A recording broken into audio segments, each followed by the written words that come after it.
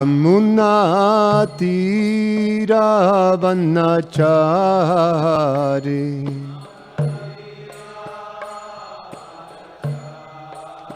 Jamunatiravanachari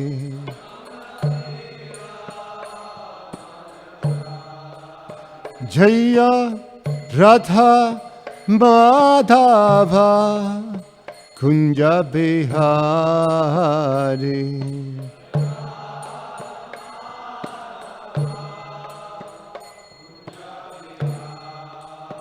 Jaya Radha Madhava Kunja Bihari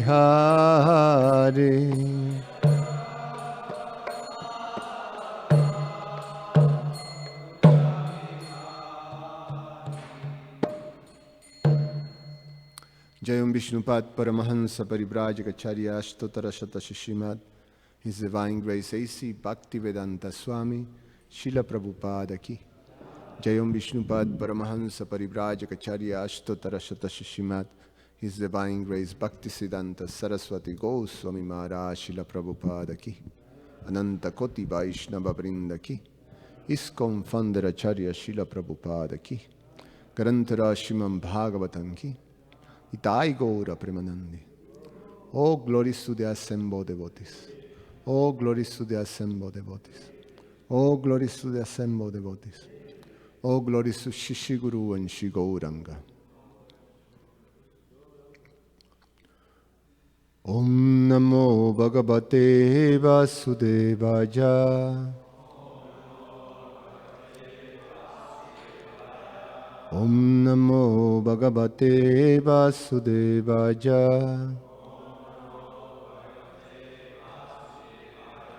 Om Namo Bhagavate Vasudevaya.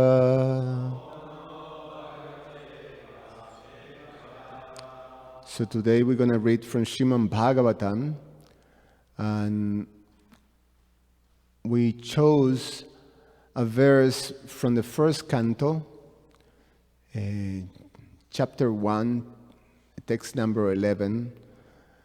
The chapter is entitled Question by the Sages, and this verse is part of the theme of the weekend retreat, spirituality in an age of conflict. Text number 11. Bhurini bhuri karmani srotyabhyani vibhagasha atasadotra jatsaram samudritya manishaya Bruhi Bhadra Bruhi Bhadra Jabhutanam Yenatmasu Prashidati Bhurini Bhuri Karmani Srotabhyani Vibhagasha Atasadotra jatsaram samudritya manishaya bruhi bhadraja bhutanam yenatmasu prasidati bhurini bhuri karmani Sotabhyani vibhagasha Atasadotra jatsaram Samudritya manishaya Bruhi Bhadra Jabhutanam Yenatmasu prasidati. Please chant.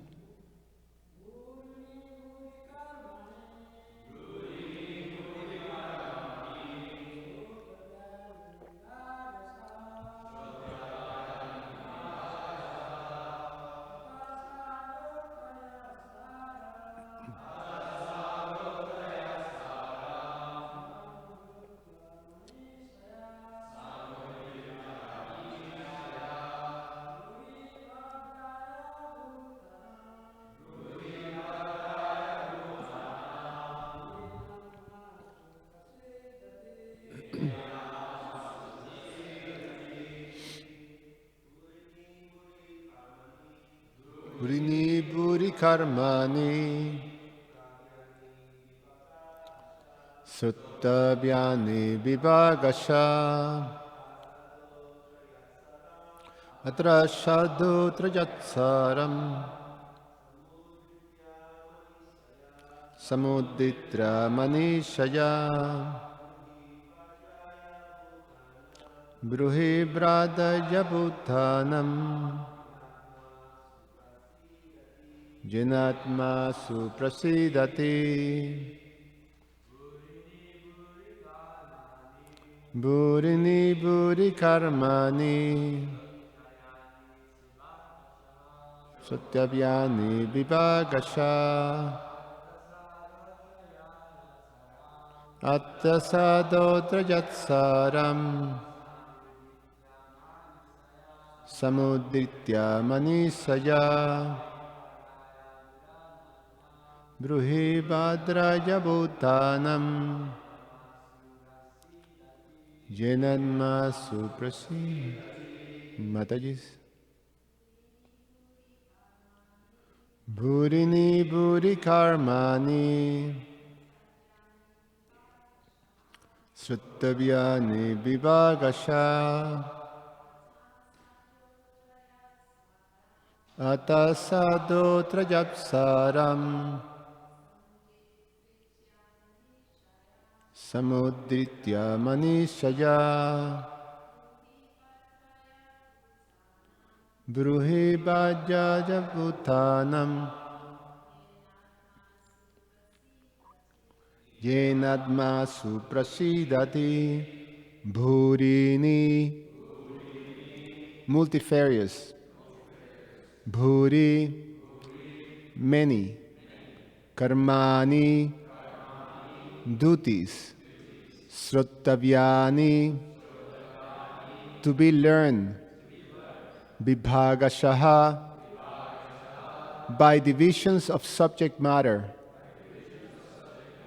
Ataha therefore Sadho O sage Atra herein Yat whatever Saram essence Samudritya by selection Manishaya to the best of your knowledge Bruhi please tell us Bhadraya for the good of Bhutanam the living beings Yena by which Atma the self Suprasidati becomes fully satisfied.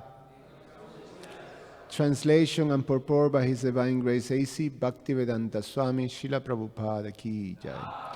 There are many varieties of scriptures, and in all of them there are many prescribed duties which can be learned only after many years of study in their various divisions. Therefore, O sage, please select the essence of all these scriptures and explain it for the good of all living beings, that by such instructions their heart may be fully satisfied. Purport. Atma, or self, is distinguished from matter and material elements. It is spiritual in constitution, and thus it is never satisfied by any amount of material planning. All scriptures and spiritual instructions are meant for the satisfaction of the self, or Atma. There are many varieties of approaches which are recommended for different types of living beings in different times and at different places. Consequently, the numbers of revealed scriptures are innumerable. There are different methods and prescribed duties recommended in these various scriptures. Taking into consideration the fallen condition of the people in general in this age of Kali, the sages of Naimisharanya suggested that Sri Sutta Goswami relate the essence of all such scriptures, because in this age it is not possible for the fallen souls to understand and undergo all the lessons of all these various scriptures in a Varna and Ashram system. The Varna and Ashram society was considered to be the best institution for lifting the human being to the spiritual platform. But due to Kali Yuga, it is not possible to execute the rules and regulations of these institutions. Nor it is possible for the people in general to completely sever relations with their family as the Varnashram institution prescribes. The whole atmosphere is surcharged with opposition, and considering this, one can see that spiritual emancipation for the common man in this age is very difficult. The reason the sages presented this matter to Sri Sutta Goswami is explained in the following verses. Om Agyana Timirandasya Jananjana Shalakaya Chaksur Ummilitam Yena Tasmai Sri Gurube Namaha.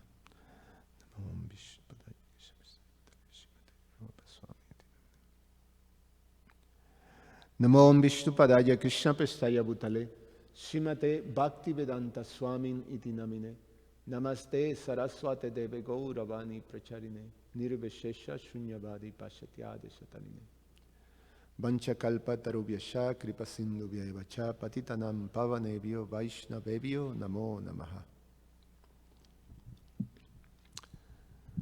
So, spirituality in an age of conflict. How we can achieve in such a divided, conflicted,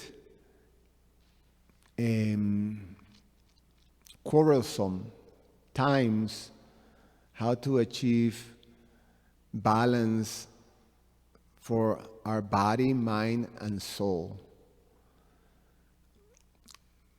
How to be happy, how to be satisfied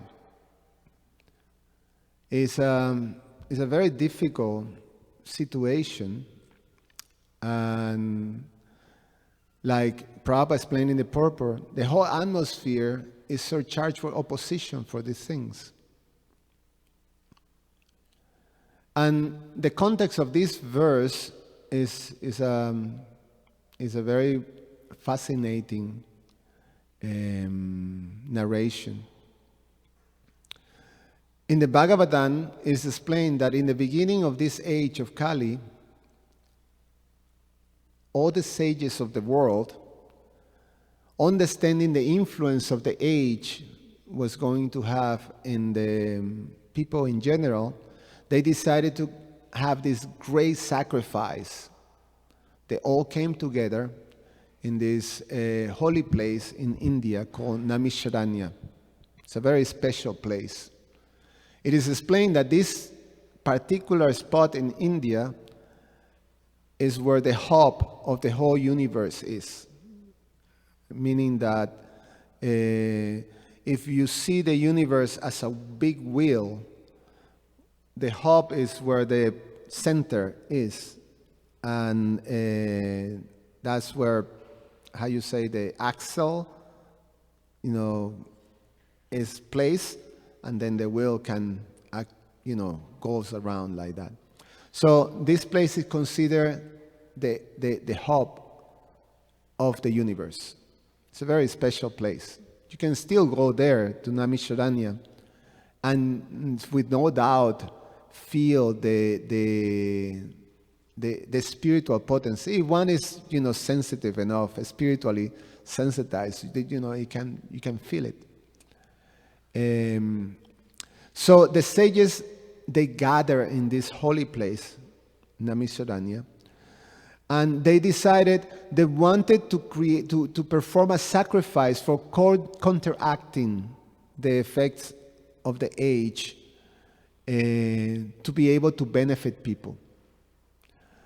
And they chose among themselves the most exalted personality. His name was Sri Sutta Goswami. And they asked Sutta Goswami a series of questions that were pertaining the purpose of this great meeting, this great sacrifice. So they asked, was the first question that they asked. Actually, there's sort of two questions built in this. First of all, they asked that you have go through all the scriptures that are there. You have learned it and you have realized them. So please, tell us the essence of all scriptures. Now, when we talk about the essence is the intrinsic nature, or the most how you say, that defines the purpose and the character. That's essence. So of all the scriptures of the world, you take the essence and give it to us and explain it. So when you have this essence of all the scriptures, then that can be transmitted to the people of this age. So in the future, it's something that is there. And why is this? Why they ask for something, just the essential thing, the essence, just make it just that? Is because they can see, they can understand that the influence of this age requires that. It was going to be impossible for people to actually being able to understand and go through all these different prescriptions and directions that are there in all these revealed scriptures. So they needed something simple and to the point. So it's important to understand also the context, the bigger context, that because we are citizens of Kali Yuga, in general, we have very little information of the universal reality. The only thing that we know from the universe is like when people can see through a little hole, like a little, with a telescope, and then they can just see something. It's like looking through the, the key thing of the door. So the keyhole. So you're trying to see the room from the keyhole. So you can see very limited. You can see something, but it's very limited. So we don't have much information of this universe. Although we're part of the universe, we have very little information. We have the reality that we can have extends just to this world. And that in itself is pretty compromised. But so the scriptures, the Vedas, tell us about a universal structure. And universal reality, the whole scheme of reality extends to the whole universe and explains, of this big structure and how it is managed, how it is managed, how it's functioned, how we, as part of the universe, function within this great, structure. And the universe is managed and it functions very perfectly. And because there's different levels of people, different levels of living entities, different capacities, different spaces, different circumstances, then there's all kinds of different guidelines and instructions and scriptures that define, that basically give the guidelines of how to function. And something that you can understand with any type of a structure organization. There is different, how you say it, in a organization, you always have what is called job descriptions. So there's a guidelines of how different levels in the whole structure functions. So it is available. You may be, in this particular department, but if you like to inform yourself what are the job descriptions of, the CEO, then you can actually have access to that and, understand it's available there. But you sure that understand what is your job description. And if you want to keep your job, you have to follow it and fulfill it.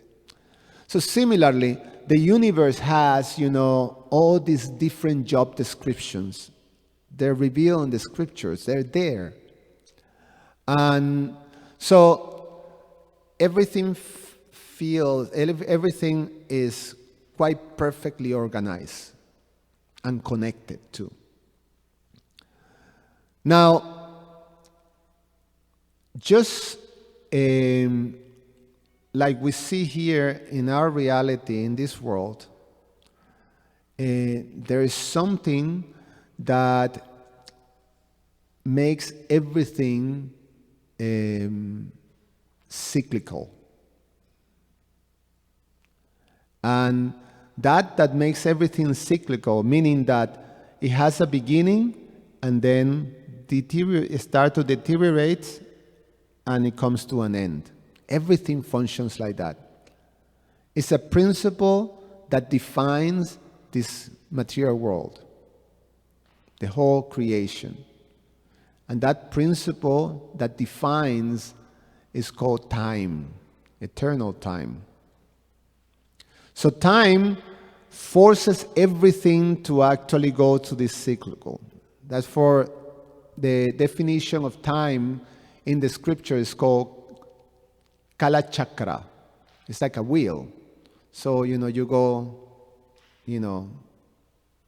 it's a cycle. So you start here and you go on the wheel and you go down and then you start again, you go, and it goes like that. It's a wheel. So everything has a cycle, and therefore, right now, the context in which the sages are trying to present these questions is taking in consideration that we're right now in the cycle in which things are fully deteriorating by the influence of time. So the quality of everything, of the creation, is deteriorating. Now, the influence of the age, of this age of deterioration, has also an influence in the consciousness of people, the capacity of people.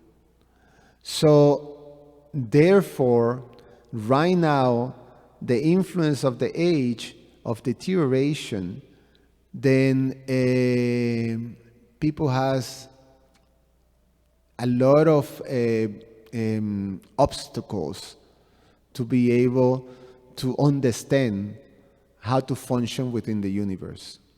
Basically, the information, the whole structure falls apart. There is no supportive structure. In previous times, that when everything is at the top, how you say, the beginning of how to say it, when you go to the cycle, when you go to the top part, the support, the whole structure is supported. Everything is in place. So we have a supportive structure. That supportive structure is called Vanashram. It's a social structure that supports for people to actually function according to the scriptures, according to the directions. Now, in this age of deterioration, the whole structure falls apart. Now, you don't have that support.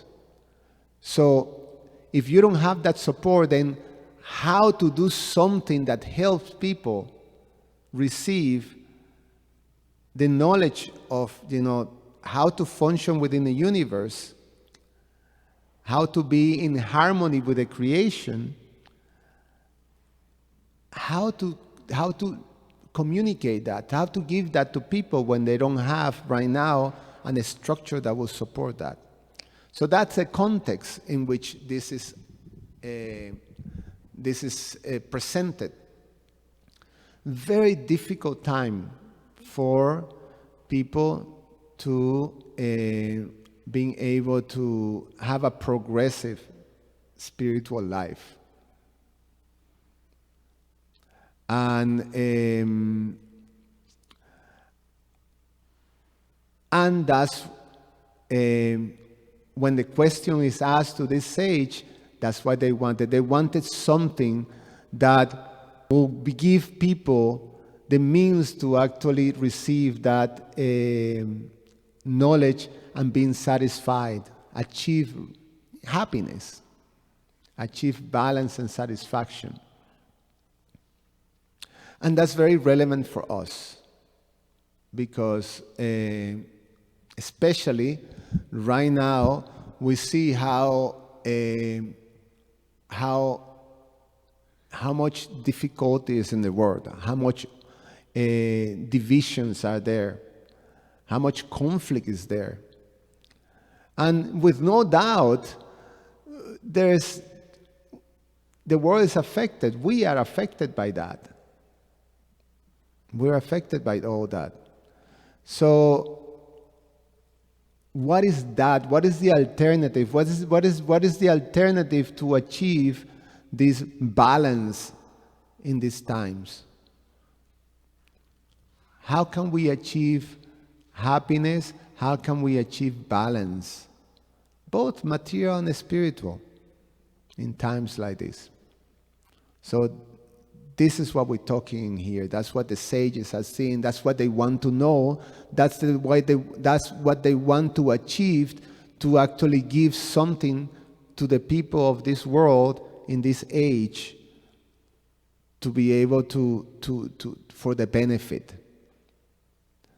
So the answer is very fascinating too. And one of my favorite chapters of the Bhagavatam, because it's so relevant, is Srila Sutta Goswami answering this question. What is that essence?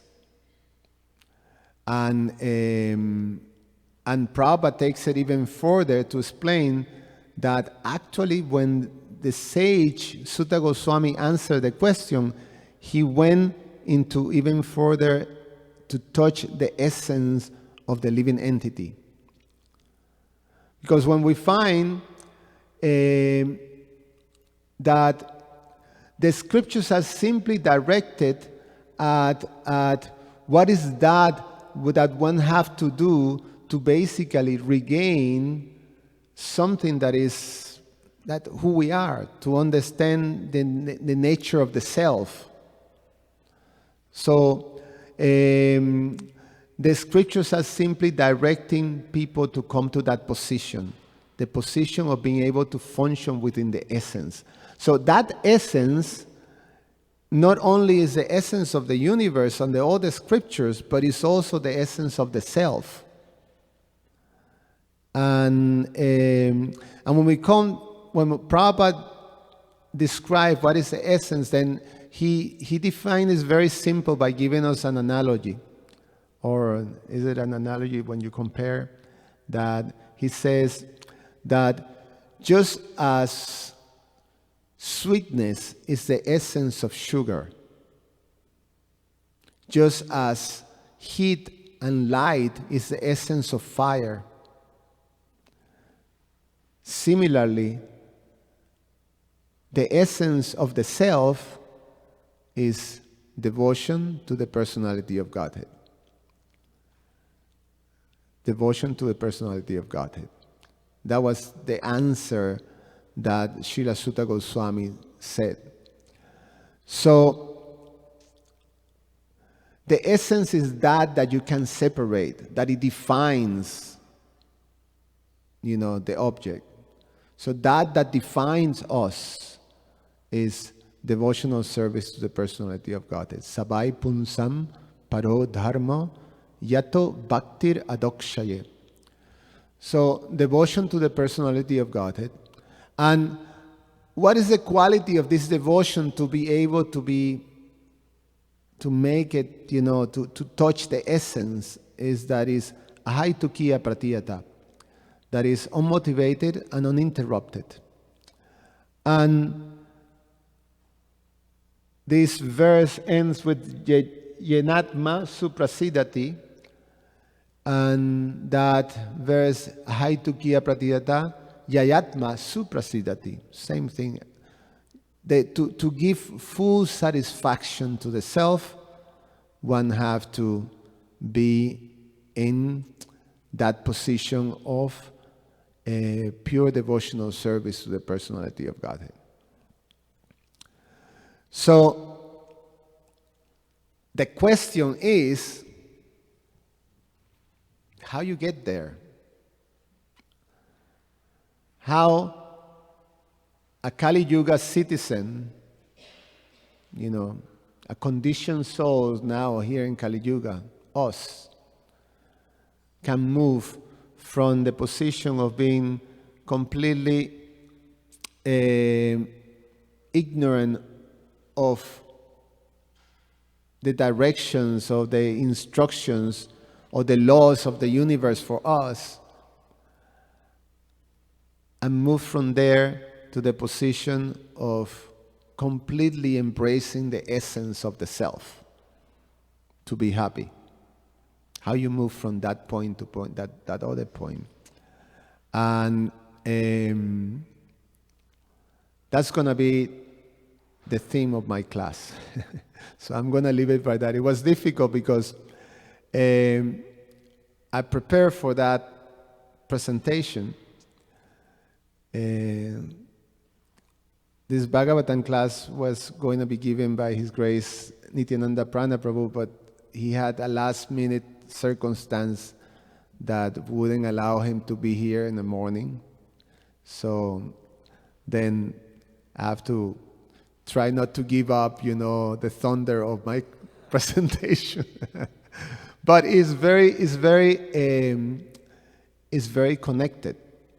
The point is that, what is that is required to bring people to this position of yato bhakti adokshaye?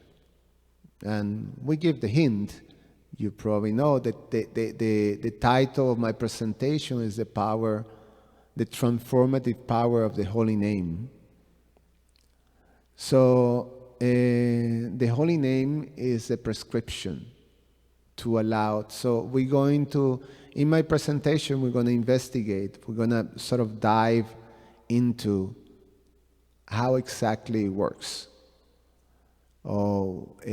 And just go through, explore among ourselves what it exactly means and how exactly this works. It's an alternative. The situation nowadays is so difficult and so opposed, to anything spiritual, but people are looking for an alternative, because the fact is that although the pursuance of everybody, because it's the natural thing, we all want to be happy. Every single living entity has the pursuances for happiness, because it's a natural condition of the soul. The soul is Ananda Maya Vyasat. The soul by nature is blissful. So we can relate to being anxious and upset or unhappy like that. It's something that doesn't fit with our nature.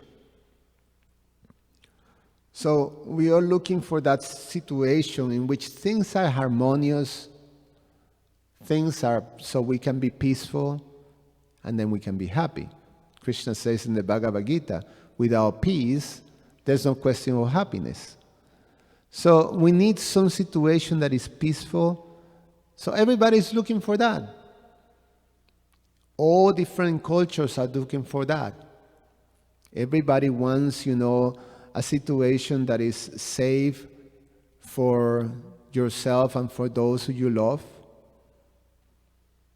Everybody wants to have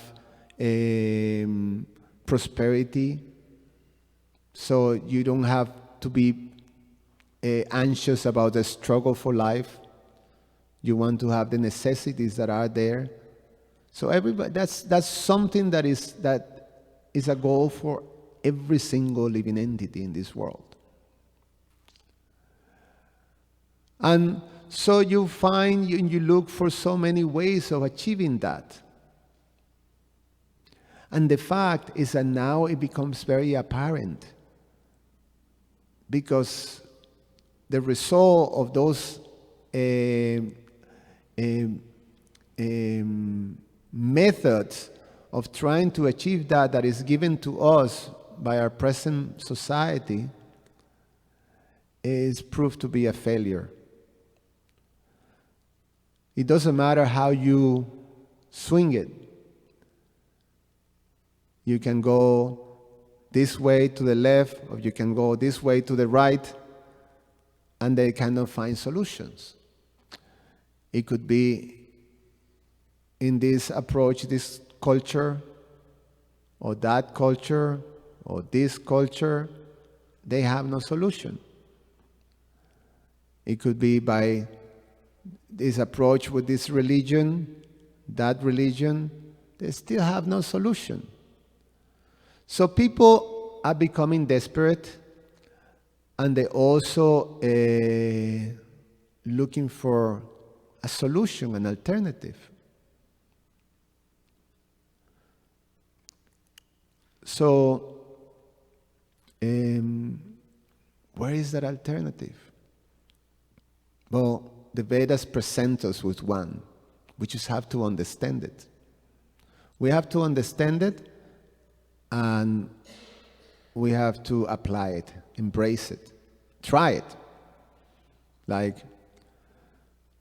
Donald Trump, he says to African Americans, he's a very, how you say, crest, to say it, in a nice way. He's a very, he's not a very soft-spoken person. He's a very, yeah.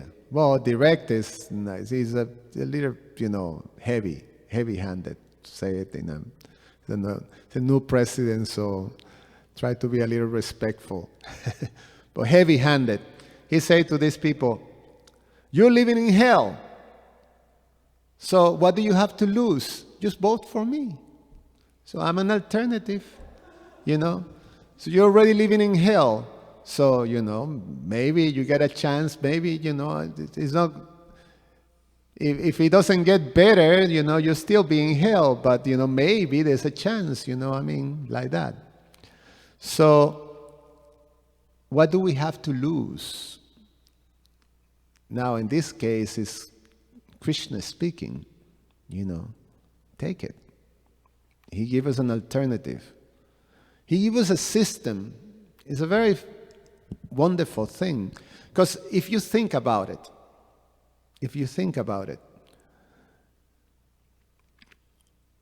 just, people who are pious, they understand there's something greater behind this universe.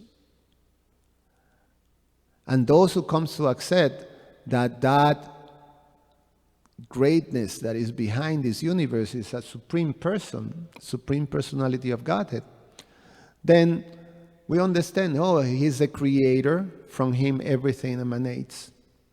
So as the creator, he gave us also a full manual, user manual with his creation.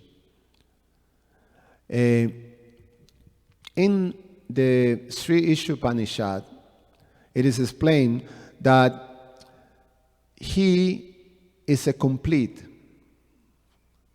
and full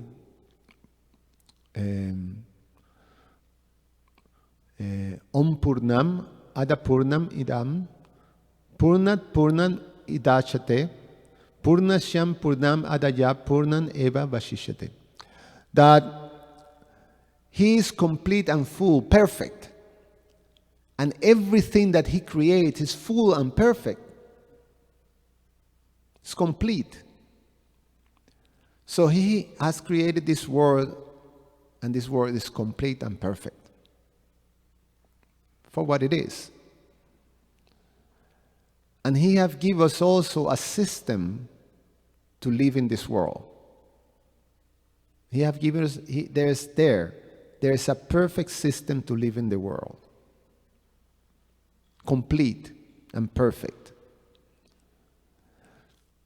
We just have to learn it. We have to take it. In previous times, which was the concern of the sages, this information was available and it was supported by the whole social structure. So different people will, have a part, an application. You go from kindergarten to elementary like that, and it's progressive. It was a structure that allowed that progress to happen. So now it's not there. However, the system still is there, is available. We just have to learn it. We may not have the support on a social structure to receive it, but the information is there. And that's what these sages, that's what Vyasadeva, that's what great sages did. They make sure that the information is available to us in a simple, much simplified form. Not, all the different levels, but the essence. Very simplified.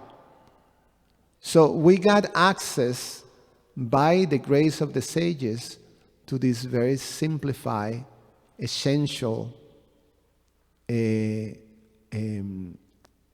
body of knowledge of this perfect system that Krishna has created. So we just have to learn it. We just have to learn it. And so the alternative is there. And that's one of the things of the theme, at least the goal when we were asked by His Holiness Ramapat Swami to organize something for Thanksgiving, then we decided on this theme, and if we can have a goal of this weekend, something that we can take home with us, is have a conviction, or at least strengthen our conviction, that we can actually embrace or understand that, yes, this is the only alternative to function, to be actually to achieve balance and happiness, prosperity, and Krishna consciousness or God consciousness, elevator consciousness, to spiritual, to be in touch with our essence as spirit souls. That to understand that perfect system that is there for us, and to give it a try. to actually, embrace it. Otherwise, it's like receiving a very, like I have that digital mixer in there. And in general, when people see those things, those little buttons and lights like that, you go like, I have no clue what these things is. But it has, a user manual. And then you learn the user manual and you can actually navigate through the whole thing quite nicely. And it becomes, it makes sense. It's all, the whole thing actually is a very simple logic to it. Oh, you press this little button, that means this. Yeah, it makes sense, the whole thing. Without that, you can start to speculate and create a whole mess. At worst, at best, you create a big mess for everybody else, who is present here. At worst, you can destroy the machine. So that's the situation that we have. We're trying so many ways to function in this universe by ignoring this perfect system that it just showing over and over its failure. There's no answer to it, and it's simple. We just have to understand how to function according to what is given to us in the universe. So we're gonna hear the classes or the discussions, the interactive discussions are gonna be very exciting. The first one is Great Yamuna Jivana Prabhu, my dear and respected God brother. He is a very experienced preacher working in St. Louis area with college preaching students, congregation, have a lot of experience. And he's going to touch on the principle of association. So we're going to hear on that. How we learn this system, this perfect system. Well, we have to associate with people who knows them. So we're going to hear on that. Nityananda Prana Prabhu is going to be here in the afternoon. And you all know Nityananda Prana Prabhu is, probably one of the most powerful devotees that we have in the region. Is, pretty wonderful, brilliant person and devotee. He is going to be talking about how to navigate through all the obstacles that are, thrown at you, and it's like a maze of obstacles.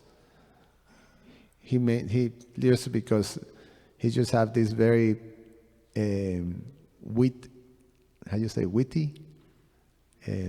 mood to it. So he named it, like Indiana Jones in the Temple of Doom. Sort of, Western culture. And I'm going to speak about this principle of the holy name, which is the specific, very pinpointed recommendation that the scripture gives us to actually get from point A to point B. So all together, we hope to have a very engaging and very satisfying and enriching time together. Any comments or questions? Jai Nitai Prabhu. Hare Krishna. in this age, there are many propositions of what the best way to attain peace is, different philosophical systems, different materialistic endeavors. How is it that serving a Supreme Person, that everyone attains peace and happiness, that is the highest welfare activity, serving the Supreme Person? Well, then that's what, when Prabhupada defines this dharma, this word dharma, the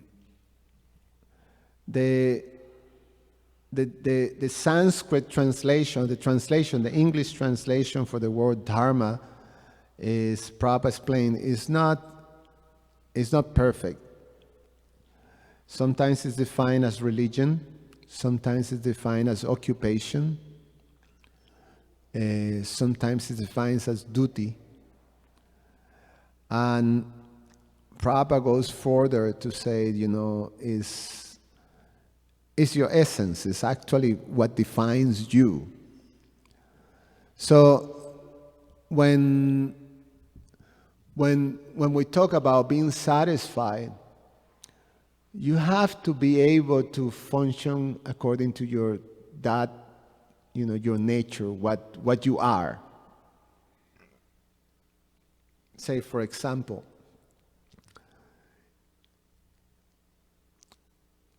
the example that is given in this Prabhupada, if you take a fish and try to make the fish happy when the fish is not in his natural environment, meaning you take the fish out of water and you make all nice arrangements for the fish to be happy, the fish cannot be happy. So we have the diorama of a fish sitting in a couch with, magazines, a cigar, TV and money and all kinds of things. And the fish is, completely miserable, dying, because it doesn't matter what you give, it will be very unhappy, because he can only be happy in his natural, media, the water. So similarly, we are by nature, we're spirit soul, and by nature, by essence, we're connected to the Spirit, to the Supreme Personality of Godhead. And if we try, this material world is incompatible. It's just like land for a fish. It's incompatible for us. So the fact is that we cannot find satisfaction in the material world. It doesn't matter what kind of material arrangement you made for the spirit soul to be satisfied in this world. Through matter, it will be impossible. So the whole idea of the scriptures is to reawaken in the living entity, in the conditioned souls, that understanding that is only when we actually connect to our spiritual nature and in service to the Supreme Personality of Godhead, that's the only time that we can actually find that suprasidati. That's the only space of satisfaction of the self. As long as we're trying to find satisfaction outside that space, then we're going to be dissatisfied, frustrated. There's going to be something that is not harmonious. So that's the secure space. That's the space of satisfaction, full satisfaction. Anything else on that? The second, so what about for spiritualists who are not looking to the material world for happiness, but not necessarily looking for the Supreme Person? So what's the difference between worshiping a Supreme Person and some other spiritual endeavor? Yeah. If you don't have that connection, then you won't find the satisfaction of the self. You find some relief. You find relief from the misery of the material world. But if the connection is not made there, with the lotus feet of the personality of Godhead, it is explained that you come again to the material world to find. The explanation is this, that we're spirit, but we do have a relationship with God. And within this relationship, there's all kinds of moods and tastes and varieties of things. And that's the natural happy condition of the self. If you deny the living entity of that, of the loving relationships, then if just there by yourself, just existing, it means a relief from being in the material world, suffering all the miseries of the material world. Now I'm relieved. I'm sitting, and then once I start to, okay, now I'm settled. No more miseries in the material world, then nothing around, no one to talk, no one. There's a need for that because it's part of us too.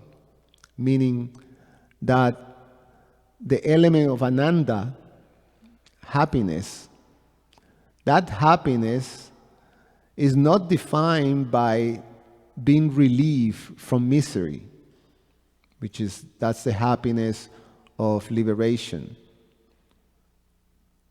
The Brahma Bhuta stage is that you relieve of the anxieties of hankering and lamenting, that type of thing.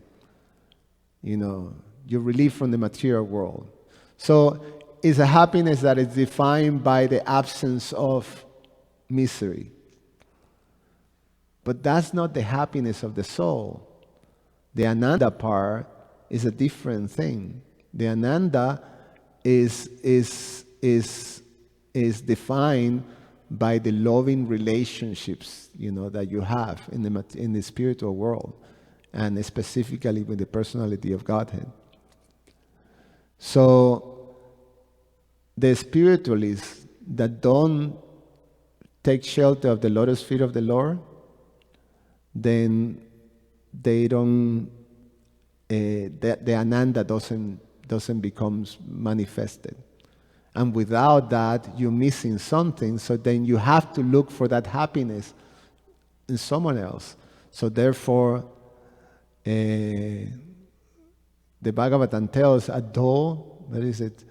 Aruhya krichena padam padam tata padanti adho nadrita jusman angrajaha. That you fall down again into the material world to look for that. So that's the difference. That's the difference. Jamuna Jivana Prabhu. Hare Krishna. Thank you, Prabhu. I had a comment and a question. A comment was, interestingly enough, 3 verses later, the sages give their answer to their question. Yes, exactly. And their answer is what you're going to be presenting. Yeah. Who won in this world, who desires liberation from this, Kali Yuga, won't chant the holy names of the Lord or hear about the glories of the Lord. Yeah. Yeah, they say if you want to be freed from fear, which is all pervasive in this material world, then you just chant the holy name even once. You immediately become free from fear. Yeah. So, and then the question was, what we're attempting to do here, to speak about spirituality in the age of Kali, age of conflict, it's similar to the attempt that the sages had 5,000 years ago. And the solution was provided. And in 5,000 years since then, while the solution was there, all we've seen is degradation. And today we may come together and speak about the same message that the sages provided 5,000 years ago.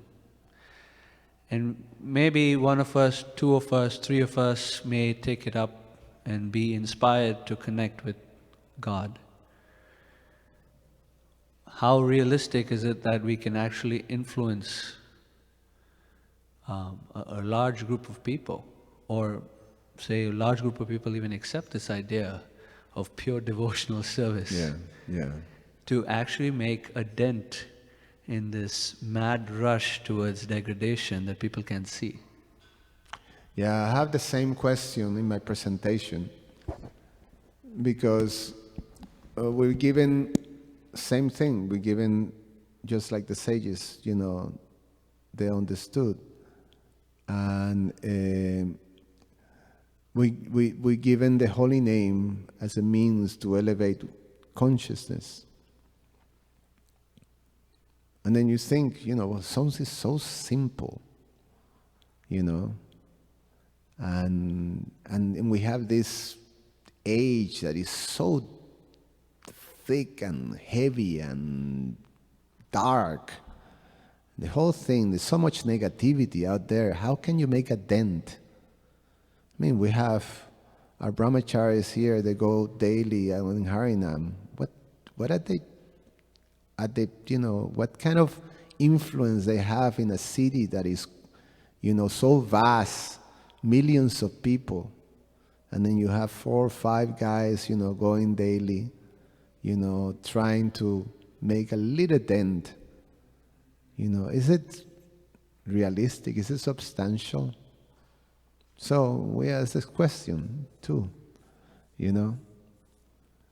and again, like when I was thinking, I don't want to give the thunder of my because that's part, actually, that is the main discussion that we're going to have. Like, can we put our faith on that? Is it a valuable? No, not valuable. Is it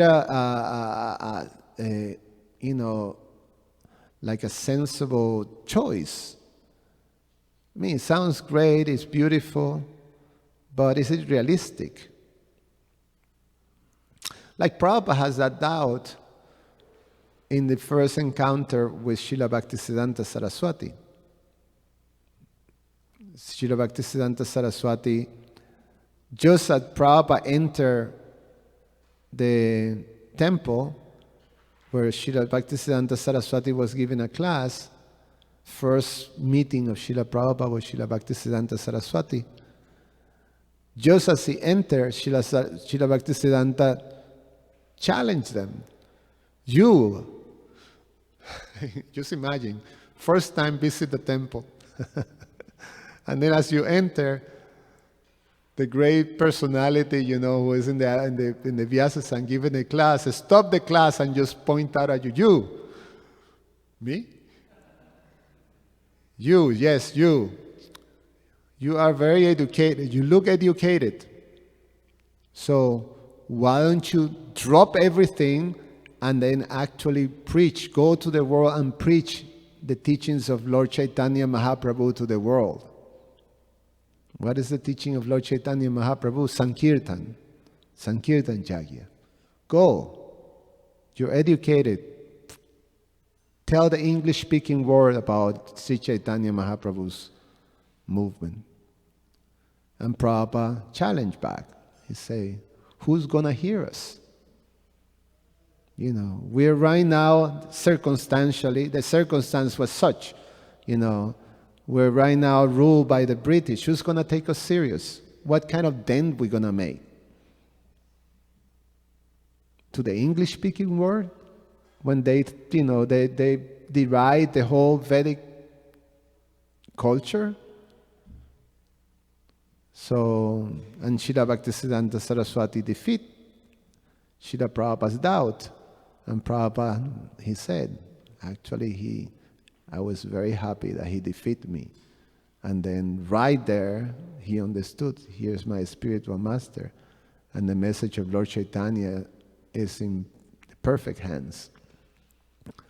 So Srila Bhaktisiddhanta Saraswati said that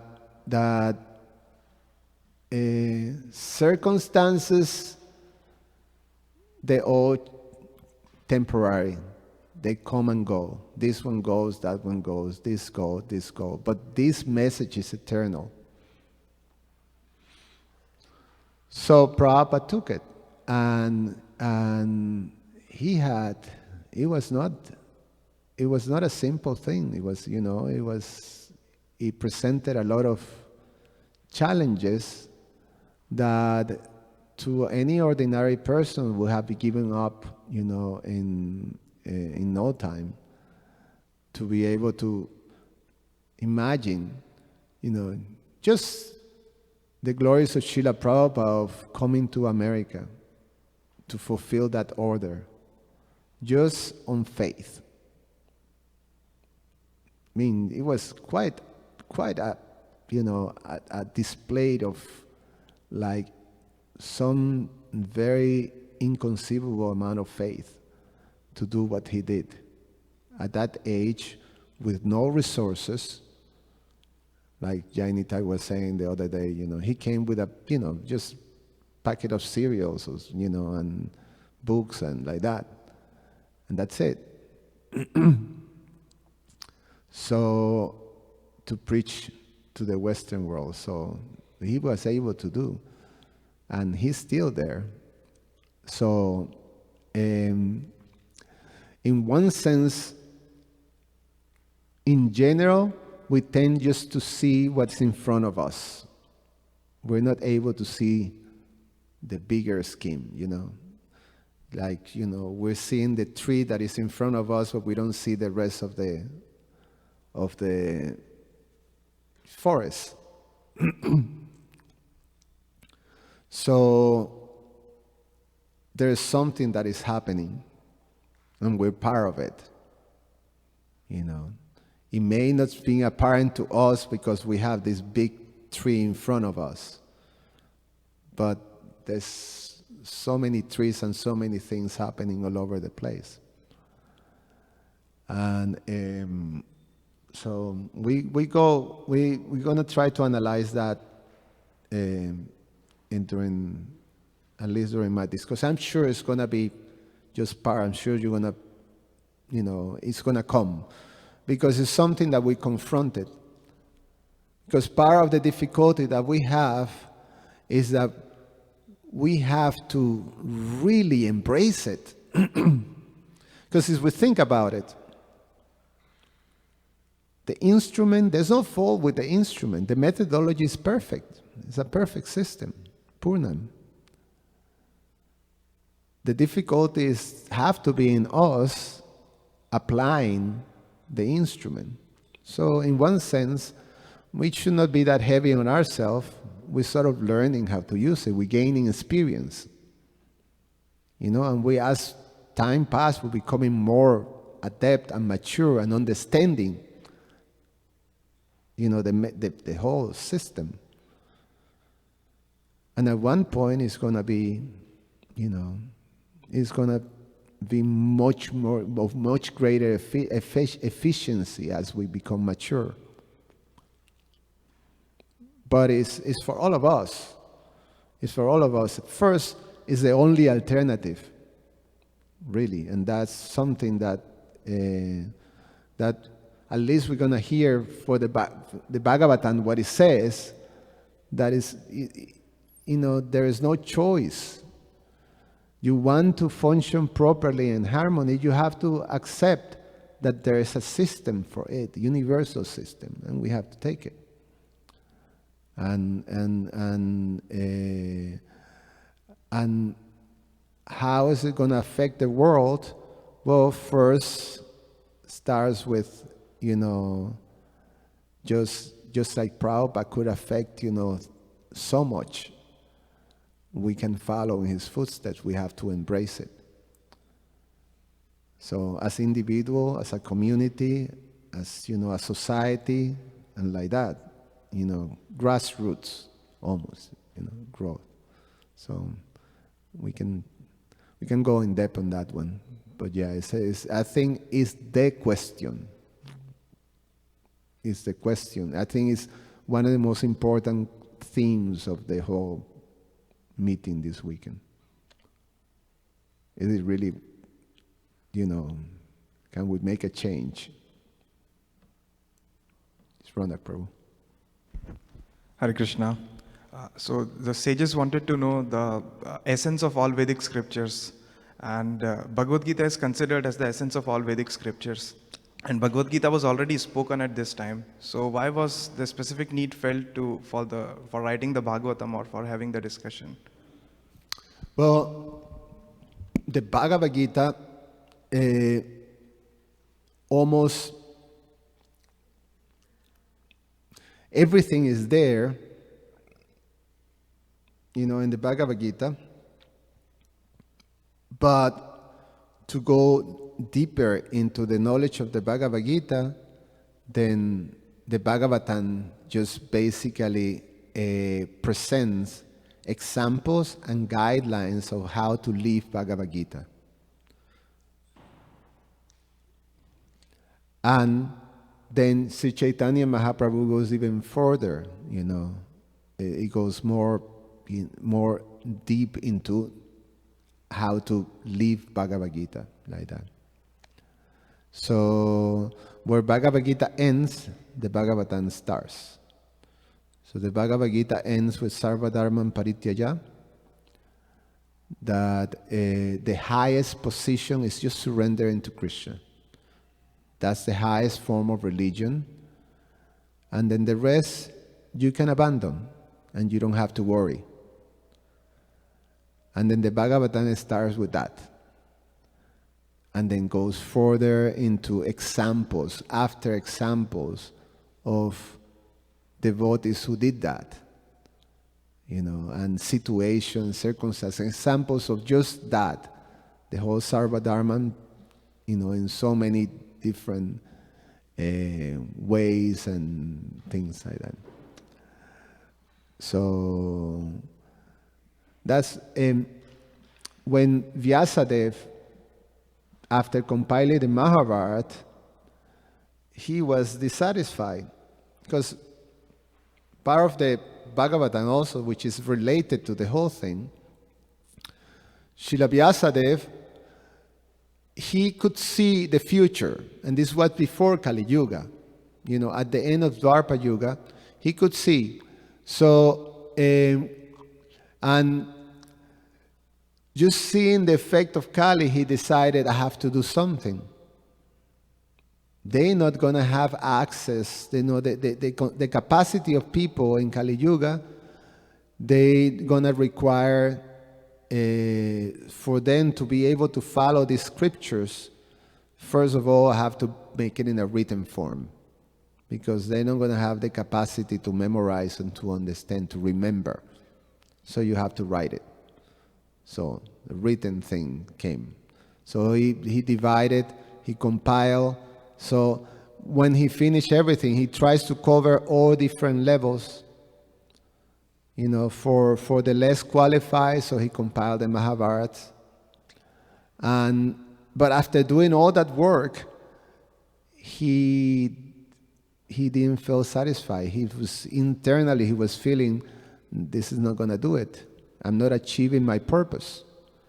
People are not. This is not going to work for people. The fact is not going to work. Why? Because there's no supportive social structure for that knowledge. For the Mahabharata, for the Bhagavad Gita, there's no supportive structure. So you have to even go more direct. You have to just give the essence, and that's what the Bhagavatam is. So the Bhagavatam is, the Amala Puranam, the Nigamam Kalpataror. So is the essence of all Vedic, scriptures. So you have to go through that. The same thing. So that's where the Bhagavatam came. And then he was satisfied. Yeah. It's getting late. One more question and that's it. Krishna Archana, you have something?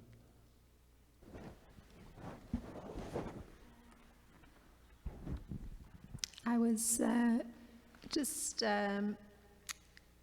looking at this in the purport. Srila Prabhupada saying that the spiritual emancipation of people is pretty difficult, and you were explaining that everything's in the cycle of deterioration. So in the question that the sages were asking, there was acknowledgement of the difficulty of learning duties. And by the wording of the question, there's it's almost circumventing all kinds of scriptural duties, but focusing rather on just that connection that you were explaining. So it just struck me as so profound that the very question is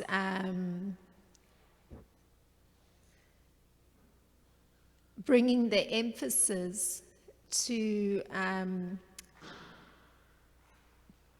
that integral relationship, almost separate from the whole context in some sense. Yeah, that's what it struck me too. That it's almost that just understanding that there's for the people is basically what can you give them when everything is just dismantled. It's almost like you're like a hurricane comes through, or a big tsunami or something, and then wiped up your whole the whole structure in which you live. So you have nothing. So what do you give them to relieve them? Something for them to be able to function. You have to rebuild everything.